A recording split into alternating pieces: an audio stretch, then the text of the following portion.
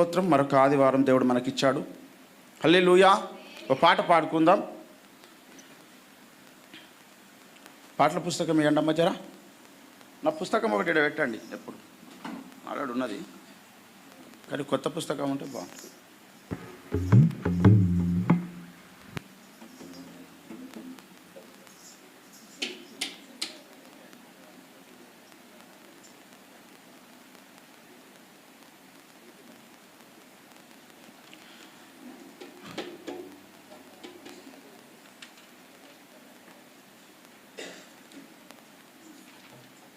నక్షత్రముల సంఖ్యను